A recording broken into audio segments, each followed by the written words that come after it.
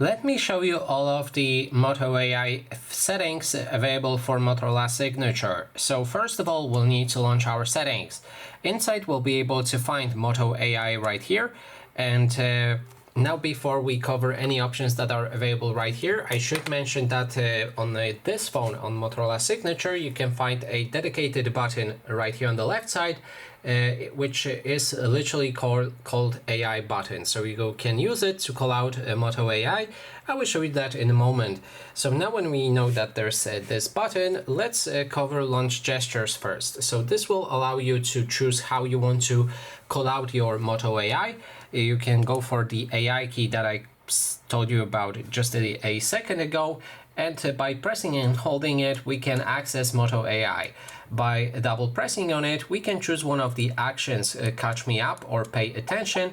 I will cover those actions in a bit, so stay tuned for that.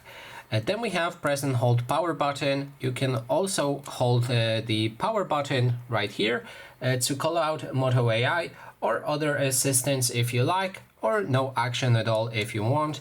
For double press, you can select the camera or no action, but that doesn't have anything to do with Moto AI.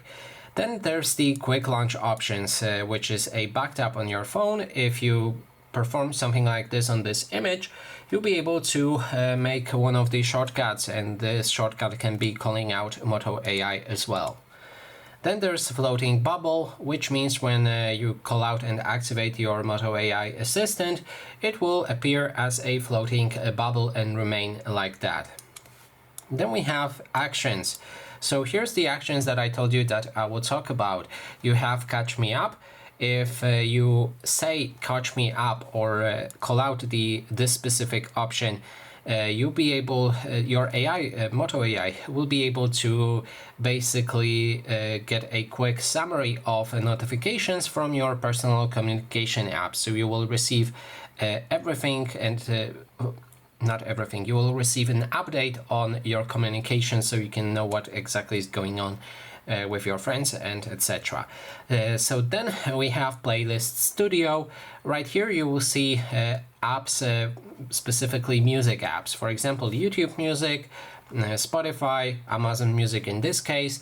Right here in those apps you'll be able to create a playlists, and depending on how you name them, you'll be able to ask your AI assistant to play that specific playlist that you want. Then there's Image Studio. You can launch an app right here, and this studio allows you to generate images using AI. So you can choose one of those options and then just create whatever image you like by describing it. And then there's the history. You'll be able to check the history on what happened with your AI, so what it did, which commands you asked for, and etc. Then there's responses. You can go for personalization, activate use personalization. Moto AI will learn from your interactions, activity, and saved memories to deliver tailored results. So you can activate this. It will record your data so that your AI assistant can improve. So you can also manage memory right here if you have any. Then we have memory itself. So I just entered that. I don't want to synchronize it. So here you'll be able to search and delete your memories. If you have any, you can remove them. You can also create them manually right here or upload them from different sources like Google. Then there's the preference, and we have language. This allows you to change the language for your Moto AI assistant. You can choose whichever one you like. And then there's the voice. Here you'll be able to change the voice for your assistant.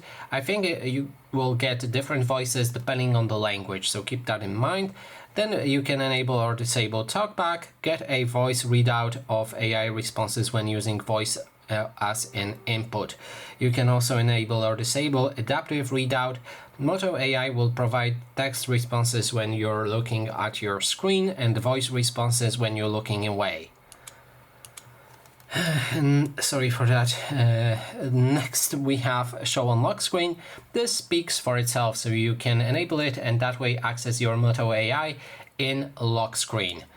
Then there's local models. You can download a settings for your AI models, and this should allow you to actually use them offline, so you don't need internet connection to speak with your AI. And that is all of the settings for Moto AI. So thanks so much for watching. Thanks so much for watching. If you like this video, please consider subscribing.